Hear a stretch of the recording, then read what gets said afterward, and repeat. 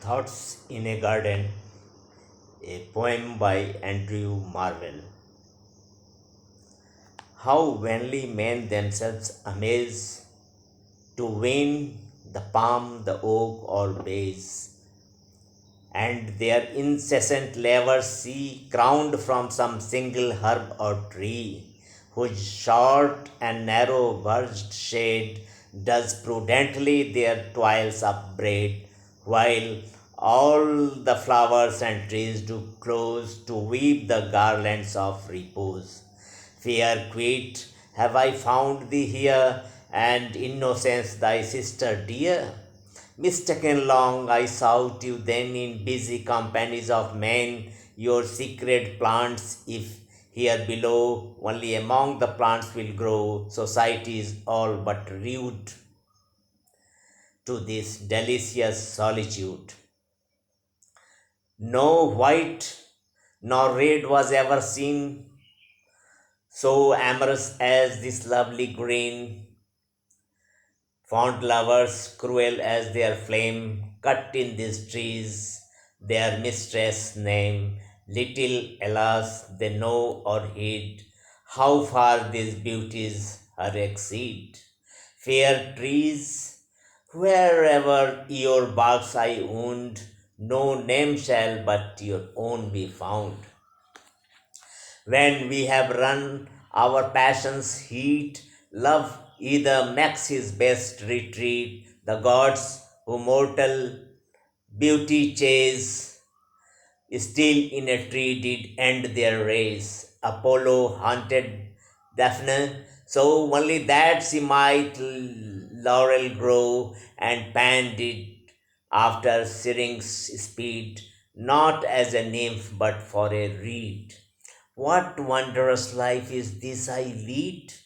Ripe apples drop about my head, the luscious clusters of the vine upon my mouth do crush their wine, the nectarine and curious peach into my hands themselves do reach, stumbling on melons as I pass, and snared with flowers I fall on grass.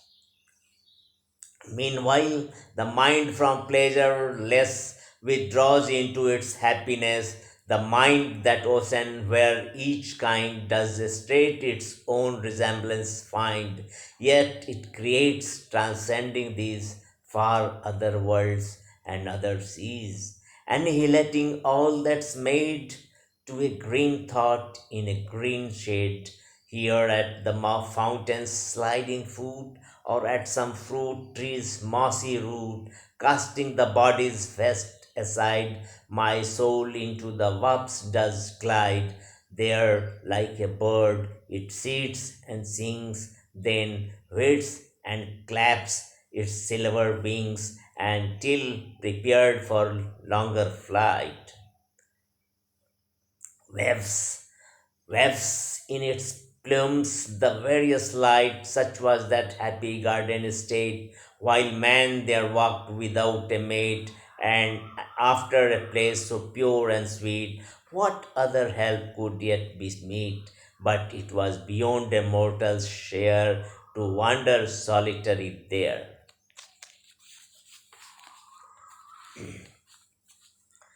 Two paradises it were in one, to live in paradise alone.